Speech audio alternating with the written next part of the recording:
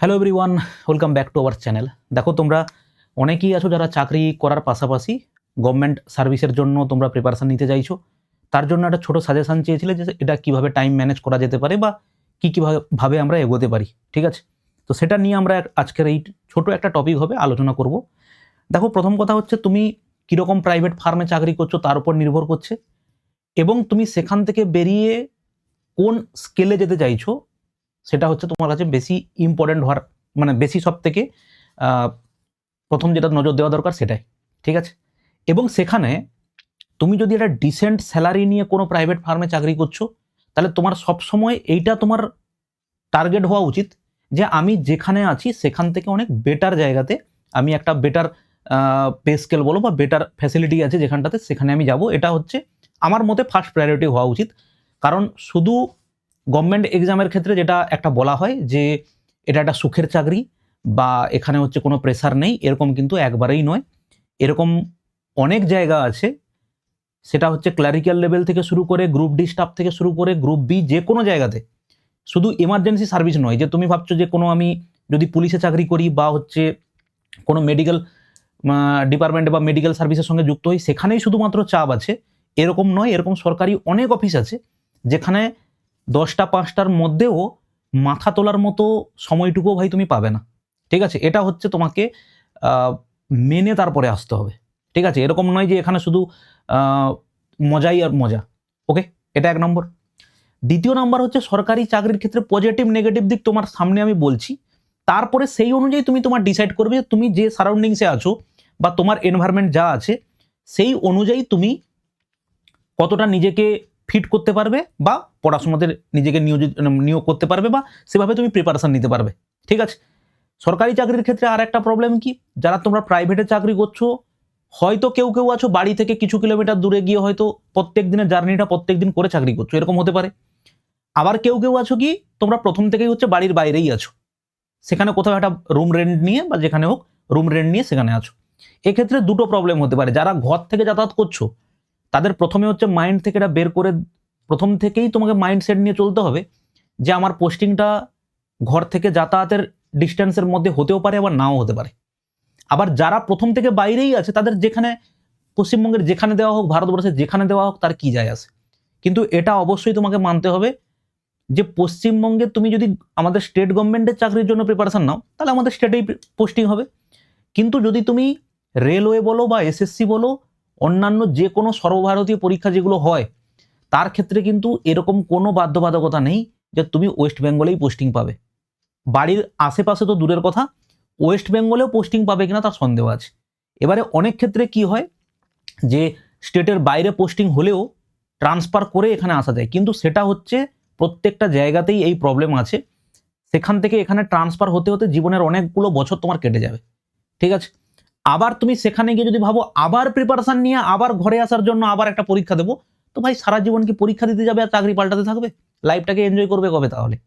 ঠিক আছে, এটা আমার বক্তব্য। এবার তুমি তোমাদের প্রত্যেকের লাইফের একটা একটা মোটিভ আছে, চিন্তা ভাবনা আছে, সেটা তোমরা নিজেরা ঠিক করতে পারবে। এবারে হচ্ছে যেটা কথা, যে যদি তুমি প্রাইভেট থেকে গভর্নমেন্টে আসতে চাও, যে যে পয়েন্টগুলো তোমাকে বললাম, আর একটা জিনিস তোমাকে বলি, এই যে লাইফ সেট হয়ে যাওয়ার গল্প না ভাই, কেউ সরকারি চাকরি না করেও লাইফ সেট করে নিয়েছে, কেউ বেসরকারি চাকরিতেও সুন্দরভাবে লাইফ কাটাচ্ছে। প্রত্যেকের পার্সপেক্টিভ যেটা হবে সেই অনুযায়ী হবে। আমি যদি লোককে দেখে সারা জীবন দেখতে পাই যে ও তো বসে বসে পয়সা পায়, ওদের চাকরি করে ওরা তো কিছুই করতে হয় না, এগুলো ভাই ভুলভাল ধারণা। কিছু কিছু ডিপার্টমেন্টের কিছু কিছু লোক থাকতে পারে যারা হচ্ছে বসে পয়সা পায় বা কিছু করতে হয় না পয়সা পায়, এরকম কিন্তু নয়। প্রত্যেককে তার নিজের হার্ডওয়ার্কটা, নিজের জার্নিটা প্রত্যেকেই ফেস করতে হয়। তুমি একটা প্রাইভেটে ফেস করছো কি তোমার প্রচুর, তোমাকে হচ্ছে একটা কাজের একটা তোমাকে টার্গেট দেওয়া হচ্ছে বা তোমার হচ্ছে অফিসেরই কাজ হচ্ছে অনেক হেক্টিক। তেমনভাবে যে গভর্নমেন্ট সার্ভিসে আসছে সে কিন্তু তার জীবনের 4 বছর 5 বছর 6 বছর দাও লাগিয়ে কিন্তু তারপরে সে সার্ভিসে আসছে, দিন রাত এক করে কিন্তু পড়াশোনা করে তারপরে আসছে। এরকম নয় যে কেউ পাইয়ে দিয়েছে কোনো কিছু। ঠিক আছে ভাই, এরকম নয়। প্রত্যেকের লাইফের স্ট্রাগল জার্নি সবার আলাদা হয়। ওকে, এবং সেটা প্রত্যেককে রেসপেক্ট দেওয়া উচিত যে ও প্রাইভেট ফার্মে চাকরি করছে মানে ও কিছুই নয়, আমি সার্ভিস করছি গভর্নমেন্টের বলে আমি বিশাল কিছু, বা ও প্রাইভেটে করছে যে গভর্নমেন্ট করছে তাকে দেখে হিংসা হচ্ছে, এরকম ভাই ভাবার কিছুর কারণ নেই। আর এরকম যদি যার ভাবনা চিন্তা আছে তার নিজেদের মানে মানসিকতায় সে তার সেভাবে চলবে। তো এবার যেটা হচ্ছে কথা, যে তুমি যদি গভর্নমেন্টে আসতে চাও, প্রথম যেটা তোমাকে পার করতে হবে সেটা হচ্ছে একটা পরীক্ষা, এবং সেটা যেটা ডিমান্ড করে একটা গভর্নমেন্ট সার্ভিসের জন্য বর্তমান সময়ে যে ধরনের কম্পিটিশন, সিট সংখ্যা কম, কিন্তু সোশ্যাল মিডিয়ার চক্করে বলো বা যাই বলো, এত টিচার, এত হচ্ছে মেটেরিয়ালের অ্যাভেলেবিলিটি, কম্পিটিশন কিন্তু আগের থেকে এখন অনেকটাই বেশি। অতএব তোমাকে সেই লেভেলের কিন্তু মাইন্ডসেট নিয়ে আসতে হবে যে আমি এই এলাম, এই চাকরি পেয়ে গেলাম, চলে গেলাম, এরকম নয়। আমি সবসময় বলি, সবাইকেই বলি, মিনিমাম তোমার এখানে 2 বছর তোমাকে দিতে হবে, মিনিমাম 2 বছরে নিজেকে তুমি তৈরি করবে। এরপরে তো ভাই এটা আছে যে তুমি যে পরীক্ষাটা দেবে সেটা হচ্ছে আগামী 1 থেকে 1.5 বছরের মধ্যে ফাইনাল রেজাল্ট বেরোবে কিনা সন্দেহ আছে, একমাত্র ব্যাংকিং এর ছাড়া। ব্যাংকিং পরীক্ষা হচ্ছে যদি কেউ টার্গেট নিতে চাও, যাদের ম্যাথ ইংলিশ যথেষ্ট স্ট্রং আছে, একমাত্র তাদেরকে বলবো ব্যাংকিং এর প্রিপারেশন নিয়ে তুমি 6 থেকে 7 মাস, 8 মাসের মধ্যে তুমি একটা ভালো জায়গা পেতে পারো। কিন্তু তোমার ইংলিশেও প্রবলেম, তোমার ম্যাথেও প্রবলেম, তাহলে কিন্তু ভাই ব্যাংকিং এর চাকরি তাড়াতাড়ি হয়, কিন্তু তুমি নিজে রেডি নয় বলে সেটা ভাই পাওয়াটা দেরি হয়ে যাবে। ঠিক আছে? যারা চাকরি করছো তাদের ক্ষেত্রে সব থেকে বড় প্রবলেমটা হচ্ছে টাইম ম্যানেজমেন্ট। অনেকেই তোমরা আছো সকালে 8টায় বেরো, রাত 8টাতে ঘরে ঢোকো। এবারে তোমাদের ক্ষেত্রে প্রথম যেটা করতে হবে সেটা হচ্ছে টাইমকে ম্যানেজ তোমাকে করতে হবে, এবং তার জন্য তোমাকে যেটা করতে হবে সেটা হচ্ছে কি, টাইম ম্যানেজমেন্টের জন্য সারা একটা জিনিস জানবে যে গভর্নমেন্ট সার্ভিস বলো, গভর্নমেন্ট এক্সামের যে গভর্নমেন্ট সার্ভিসের যে এক্সাম হয়, রাতারাতি পড়ে ভাই কিছু করতে পারবে না, একদম গ্যারেন্টি দিতে পারি তোমাকে আমি। রাতারাতি পড়ে তুমি কোনো কিছু উদ্ধার করতে পারবে না, কারণ এটা কি ডিমান্ড করে, প্রথমে তুমি যে পরীক্ষার জন্য প্রিপারেশন নিতে যাবে সেই পরীক্ষার হচ্ছে তোমার সিলেবাস দেখতে হবে, সিলেবাস দেখার সঙ্গে সঙ্গে তোমার প্রিভিয়াস ইয়ারের প্রশ্ন তুলতে হবে। এবারে আমরা এমন একটা পরীক্ষাকে চুজ করলাম যে পরীক্ষাটা দেখা যাবে 4 বছর 5 বছর অন্তর করে একবার হয়, যেমন হচ্ছে ধরো ফুড এসআই যদি বলি, ক্লার্কশিপ পরীক্ষা যদি বলি, বা অন্যান্য স্টেট গভর্নমেন্টের কিছু পরীক্ষা হয় যেগুলো 4 বছর 3 বছর 5 বছর অন্তর অন্তর একবার হয়। ওই সমস্ত পরীক্ষার প্রিভিয়াস ইয়ারের প্রশ্ন হচ্ছে ইররিলেভেন্ট। গতবারে এরকম প্রশ্ন দেখে তুমি খুব উচ্ছ্বাসিত হয়ে গেছো, স্যার এরকম তো খুব সহজ প্রশ্ন, আমি পারবো। প্রথম কথা হচ্ছে সহজ তোমার একার জন্য হবে না, প্রত্যেকের জন্যই সহজ হবে। দ্বিতীয় হচ্ছে ওই রকম সেম প্রশ্ন এই বছর দেবে কিনা কোনো গ্যারেন্টি নেই, কিন্তু যে সমস্ত পরীক্ষা প্রত্যেক বছর হচ্ছে ভাই, সেখানে আমরা কিন্তু একটা টার্গেট করতে পারি, সেখানে আমরা কিন্তু একটা সেট করতে পারি যে হ্যাঁ এই পরীক্ষা এই ধরনের প্রশ্ন হয়। এবং তোমাকে প্রথম থেকে আমি বলছি, যারা এই চাকরি করতে করতে আর একটা চাকরিতে আসবে, প্রথমে তোমরা গোল প্রথম হবে তোমার কি, আমার সিলেবাসটা কমপ্লিট করা। তুমি যদি একবার কষ্ট করে মিনিমাম তোমার 7 থেকে 8 মাস টাইম যাবে পুরো সিলেবাসটা ভালো করে কমপ্লিট করতে। আমি যদি ধরেই নেই তোমার হচ্ছে কোনো সাবজেক্টে কোনো জ্ঞান নেই, এরকম অনেকেই আছো যে তোমার ইংলিশ স্ট্রং আছে, ইংলিশে অনার্স করেছো, ইংলিশ ভালো পারো, ইংলিশের স্টক ওভার ভালো আছে, এরকম তোমাদের মধ্যে অনেকে আছে যাদের হচ্ছে ম্যাথটা খুব ভালো হয় ভাই, ম্যাথ ছোটবেলায় ভালো করে করেছো, এখন জাস্ট হচ্ছে কিছু পার্টিকুলার কিছু টাইপের প্রশ্নতে তোমাকে শর্টকাটটা শিখতে হবে। না শর্টকাট শিখলে কোনো প্রবলেম নেই, কিন্তু সময় কুলাতে পারবে না, এইটা হচ্ছে মেন পার্থক্য।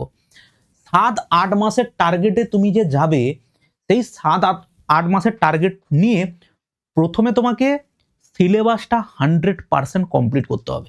কম্পিটিটিভ ফিল্ডের স্যার সিলেবাস হয় 100% সিলেবাস হয়, যে কোনো কম্পিটিটিভ ফিল্ডে তুমি একটা বই তুলে নেবে, সূচিপত্র যেটা থাকবে সেটাই হচ্ছে ওখানকার সিলেবাস।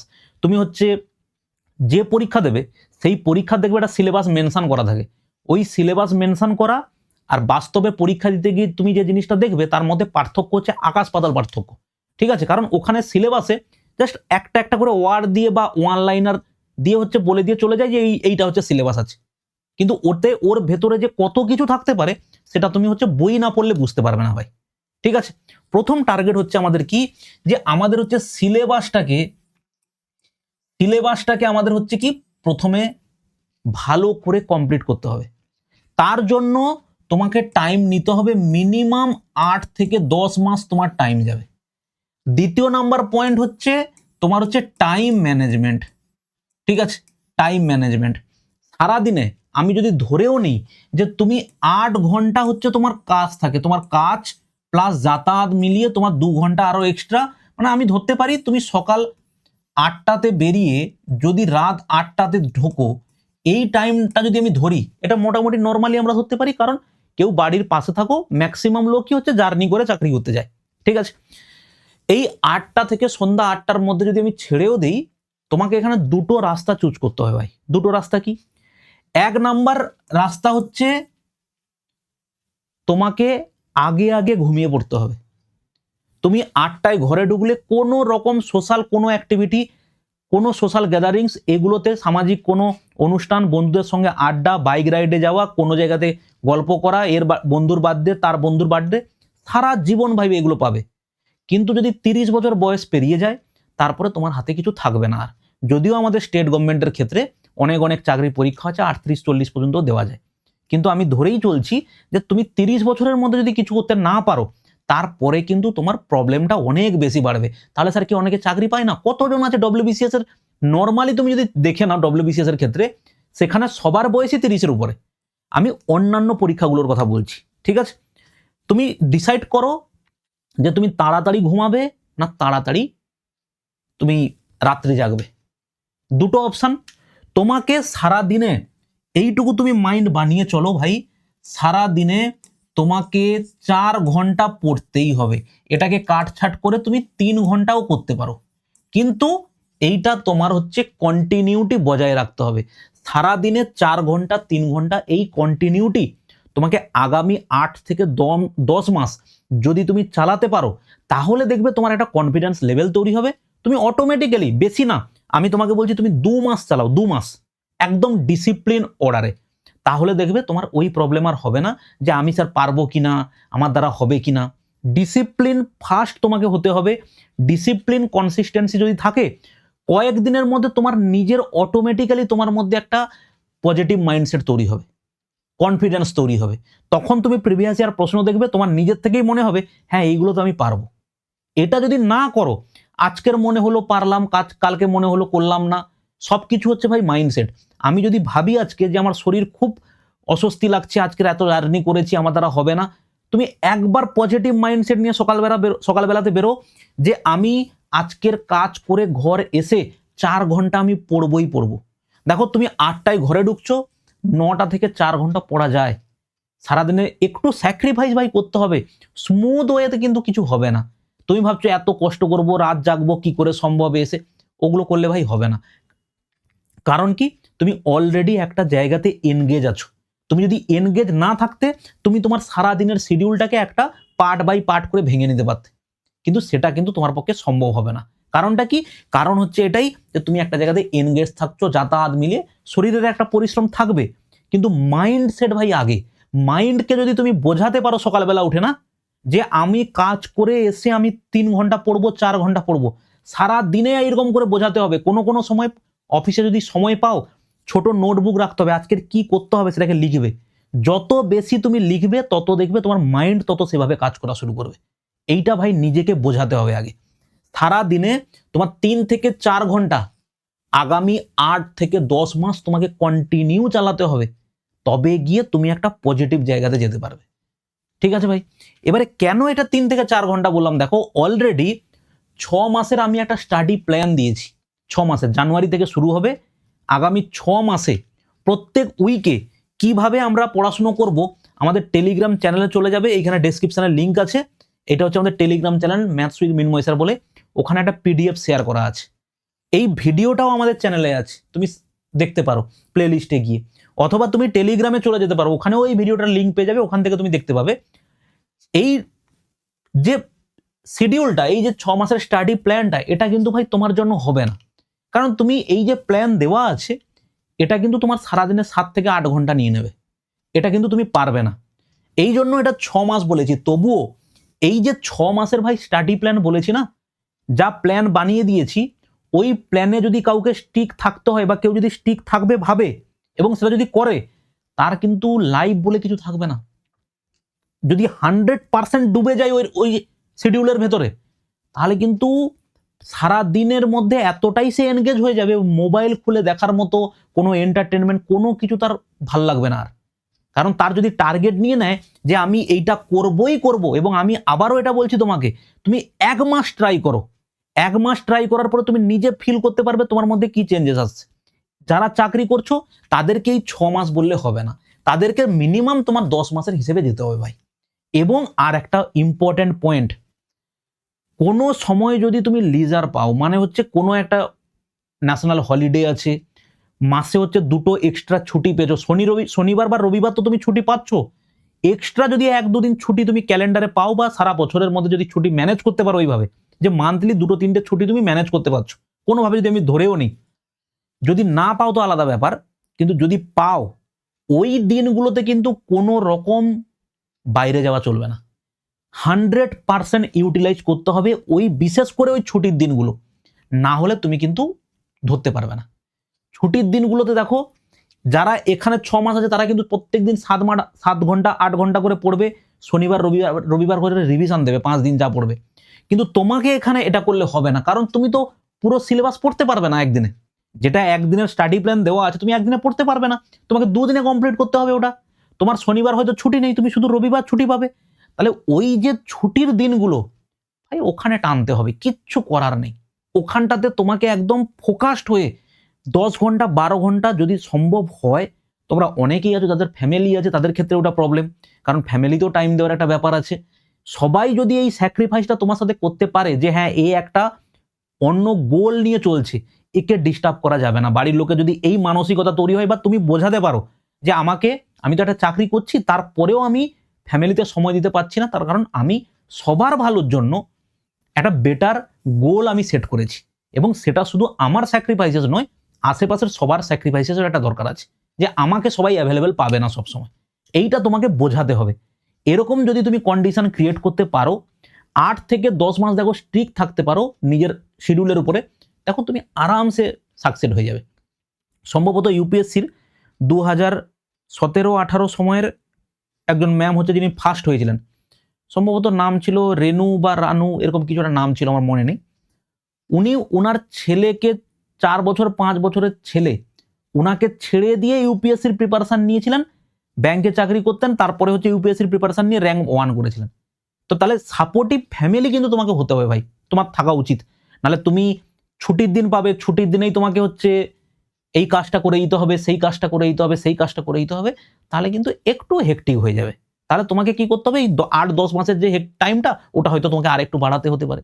এবং সব থেকে ইন্টারেস্টিং বিষয়, কম্পিটিটিভ ফিল্ডের ভাই সিলেবাস কোনোদিন শেষ হয় না, এইটুকু তুমি মাথায় নিয়ে চলো। এই যে 6 মাসের শিডিউল আমি দিয়েছি, আমি খুব ভালো করে জানি 6 মাস পড়ার পরে তারপরেও তুমি অনেক কিছু দেখবে যেগুলো তুমি জানো না, সেটা কিভাবে সেট হবে স্যার, তাহলে আমি তো এত পড়লাম আমি তো সব জানতে পারলাম না, ওটা কখনোই তুমি জানতে পারবে না। তোমাকে কি করতে হবে, যেটা পড়েছো বারবার রিভিশন রিভিশন রিভিশন দিয়ে যেতে হবে, এবং বিভিন্ন সময় মক টেস্ট দেবে, রিভিশন দিতে দিতে এক একটা বই দেখবে তোমার কাছে জলবাদ হয়ে যাবে, তখন তুমি মার্কেটে গিয়ে কোনো নতুন যদি বই বেরোয় সেটাকে তুমি কিনে নিয়ে আসবে। সঙ্গে সঙ্গে কি করবে, বিভিন্ন পরীক্ষার হচ্ছে প্রিভিয়াস ইয়ার প্রশ্ন সলভ করবে, সেখানে বিভিন্ন মক টেস্ট দেবে, মক টেস্ট দিতে গেলে সেখানে মক টেস্ট কিভাবে ভালো করে অ্যানালাইসিস করা হয় তারও ভিডিও আমাদের বানানো আছে, তুমি সেইগুলো দেখবে, সেগুলো দেখে হচ্ছে তুমি ডে বাই ডে নিজেকে আপডেট করবে। যতদিন পিডিএফ এর নাম না দেখতে পাও ততদিন পর্যন্ত টার্গেট হবে শিডিউল মেনটেন করা, নিজেকে ডে বাই ডে আপডেট করা, এইটা হচ্ছে ভাই তোমার মেন কাজ। এবং সব থেকে তোমাদের একটা পজিটিভ জিনিস কি আছে জানো তো, যারা তোমরা আজকে চাকরি করছো তোমাদের একটা পজিটিভ জিনিস কি আছে, অলরেডি তোমরা একটা আর্নিং করছো, সেটা যত কমই হোক বেশি হোক তোমরা কিন্তু একটা আর্নিং করছো, এটা কিন্তু তোমার অনেক মেন্টাল সাপোর্ট, যারা আজকে বেকার, যারা হচ্ছে বেকার মানে যারা প্রিপারেশন নিচ্ছে তাদের কথা আমি বলছি, তাদের মধ্যে অনেকের ভেতরেই কিন্তু এখনো পর্যন্ত ভাই ওই কি করব লাইফে যদি চাকরি না হয় সেটা কিন্তু তার কারোর পাশে কিন্তু সেট নেই, ও এক্ষুনি বেরিয়ে এক্ষুনি চাকরি পেয়ে যাবে এটা কিন্তু নয়।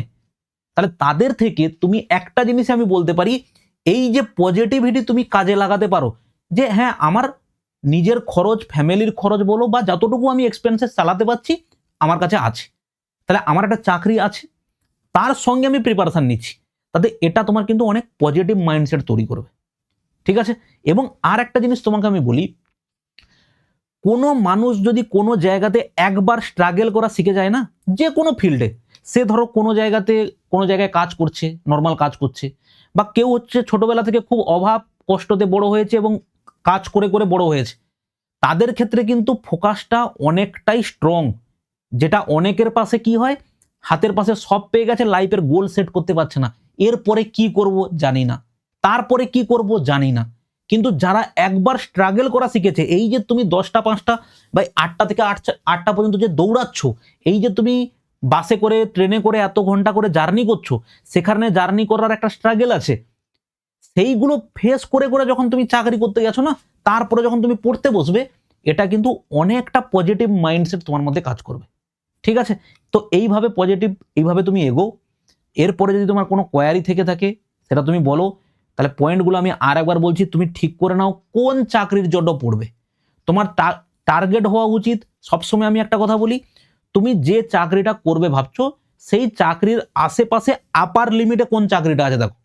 স্যার আমি স্টেট গভর্নমেন্টের পরীক্ষাই দেবো, তুমি সেন্ট্রালের রেলের বলো বা এসএসসির কোনো একটা প্রিপারেশন নিয়ে নাও। স্যার এত কি পড়তে হবে নাকি?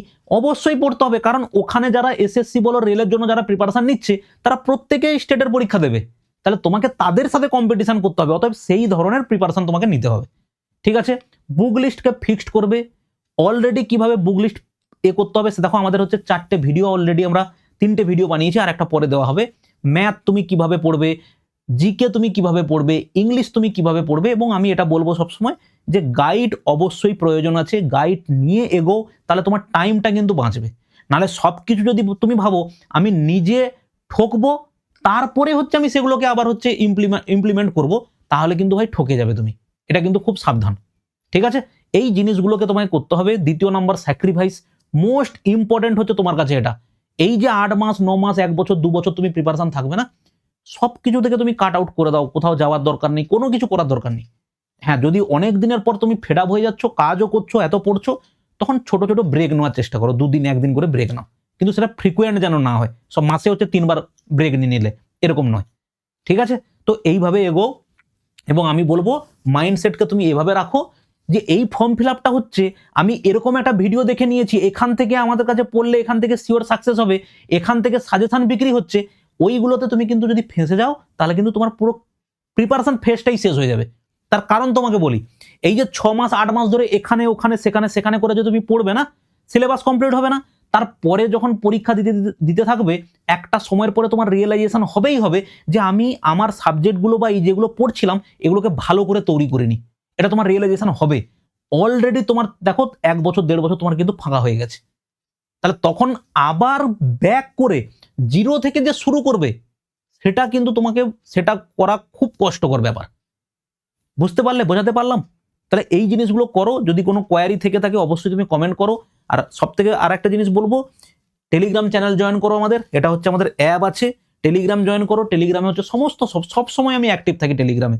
যার যা প্রবলেম যেখানে আমি দেখি, ফেসবুক ইউটিউব যেখানে যা কমেন্ট করছে আমি দেখি, সেটাকে আমি ডিসকাস করে দিই হচ্ছে টেলিগ্রামে, একটা অডিও নোটের মাধ্যমে ডিসকাস করে সুন্দর করে বলে দিই। এবারে যে যেভাবে বুঝবে সেটা তার ব্যাপার। ঠিক আছে, চলো ভালো থাকবে, দেখা হচ্ছে নেক্সট কোনো ভিডিওতে। বাই।